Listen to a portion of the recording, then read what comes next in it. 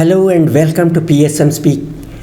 Through this video, I make an appeal to the policy makers in the government who supposedly make policies for the benefit of people, poor, employees, workers and others. But while making policies, they do not take the beneficiaries into confidence.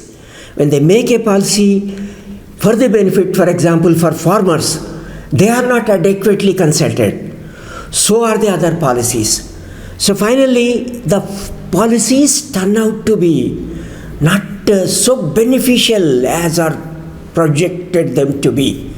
And one good example is in relation to the pension, EPF pension.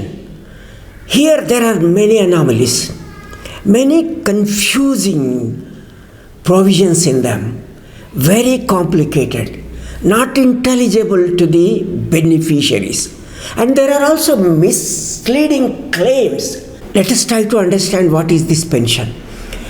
In several of my videos, I tried to explain from the beginning how Provident Fund Act was made, how the employees' pension scheme was formulated, and what is its current state, the Supreme Court case and all that. Now in this video, in particular, my goal is to make an appeal to the policymakers to bring the changes urgently, because they are urgently required, because they pertain to the senior citizens. It can't wait, particularly with regards to the minimum pension under employees' pension scheme. Before that, understanding the misleading provisions in them, just a little about the origin of employees' provident fund, to understand the anomalies what are bothering the pensioners under employees' pension scheme. As you know, the Employees Provident Fund and Miscellaneous Provisions Act 1952, through this a provident fund, a fund was created. The details of it is, for very simple understanding, collecting some amount from employees every month from their wages, what are qualified for collection of those contributions. Those things I explained in my previous videos, like DA, basic wage, etc. Whatever, collecting from employees some amount. At what rate? The rates have been changing. I am not going into those details. This I have given in my previous videos. You can go to them. For simple understanding, let's say collecting from employees some 12 rupees. Equal amount, another 12 rupees from employer. Whatever employee contributes is employee's contribution. Whatever that is collected from the employer or paid by the employer, contributed by the employer, is employer's contribution. 12 rupees from employee and 12 rupees from employer. Just example. Together it is, let us say, 24 rupees. This 24 rupees is deposited in employee's account. Where? With the Employees Provident Fund organization established for the purpose. This organization invests this money, earns interest on that. Government also utilizes part of it through securities purchase mechanism, like banking, you see, statutory liquidity ratio kind of thing. Not going into those details, the money is utilized, invested, interest earned. Together with interest, the money is given back to the employee to benefit the employee during their post-employment, retirement life. That is the Employees Provident Fund. So in the beginning, there was nothing called Employees Pension. The Employees Pension Scheme was introduced in 1995. When the scheme was introduced, here we should understand very carefully, this 12 rupees of employee will be given back to the employee. But out of the 12 rupees from employer's contribution, 8 rupees 33 paisa, 8.33%. That goes to the Employees Pension Fund. Employer is contributing is the claim.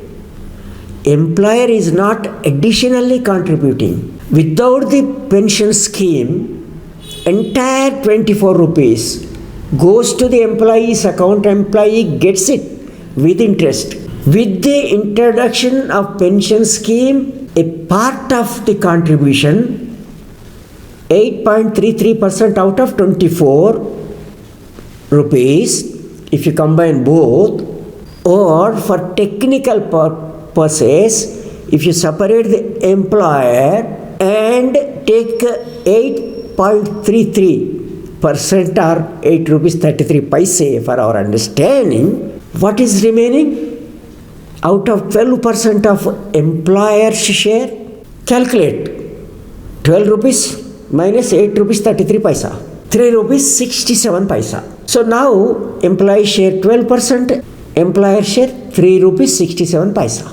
So Employees Provident Fund is reduced to that extent. In other words, it is the employee's money, the money that is due to the employees. One may say it is contributed by the employer. Employer gives wages also. Once wages in the pocket of employee, it becomes employee's property. So this money, otherwise credited to the Employees Provident Fund account, is diverted to the Employees Pension Fund. Of course, the central government also adds some money, something like 1.66% or so. I am not giving the details like percentages or the changes in this. My point is only to make it amply clear that the contribution belongs to the employee. Now on this pension, how is it calculated? I gave you the details before. It is calculated on the pensionable salary. Pensionable salary is not total salary. The salary on which Employees Provident Fund contributions are made. That was only 5,000 rupees when Employees Pension Scheme was introduced. Of course, later it was enhanced to 6,500, and from 2014 or so, you know that, 15,000 rupees. So when the ceiling is 5,000 rupees, your salary, whatever it may be actually, 6,000 or 10,000 or 1 lakh or 2 lakh, total salary is taken as that ceiling, that limited amount. So if somebody worked for that 33 years or so, contributing on this ceiling amount of 5,000 rupees that time, would get pension of 2,500 rupees maximum. Because the pension scheme came in 1995, nobody got even that much who retired a decade or several years back. And I gave the details previous video. Many are not getting even 1,000 rupees. They were getting 500 rupees or little more than that. So minimum pension, that was made 1,000 rupees. Even after making 1,000 rupees, there are reasons. I am not explaining here again, having explained them sufficiently in my previous videos, not even getting even that 1,000 rupees. So in this video, my special appeal to the policy makers in the government. Kindly examine what is the minimum amount required for a living of a person after retirement. How much money is required for their food, other essential needs, medicines. Decide that money.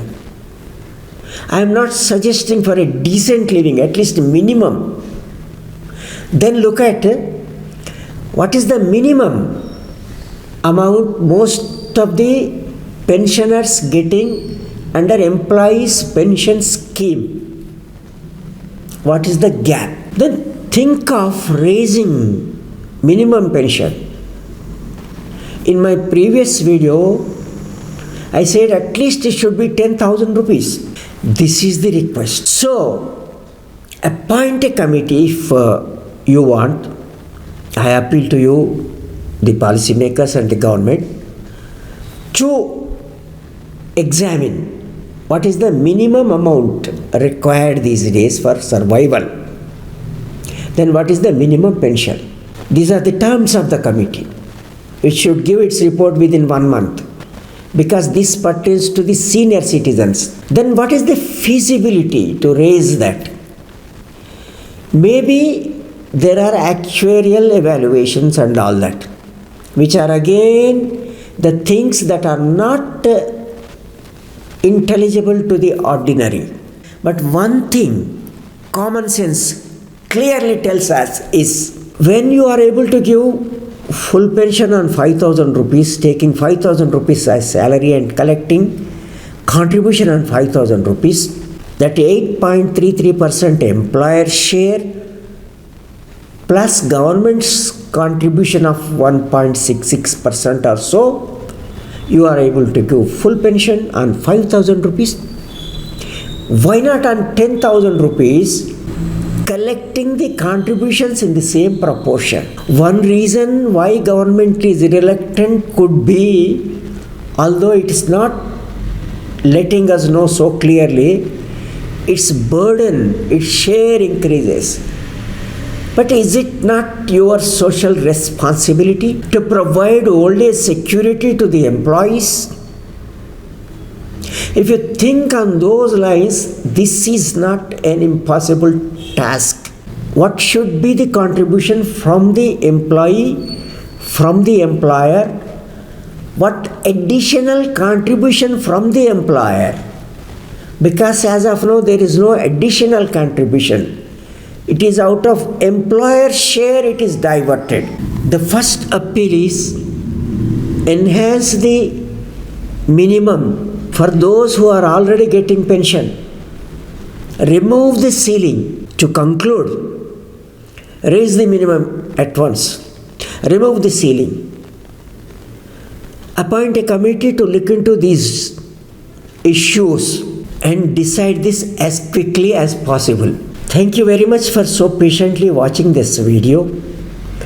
Please do subscribe to this channel if you haven't done it already. As you know, it is free, but it greatly encourages me to get to you more videos of this type. Thank you.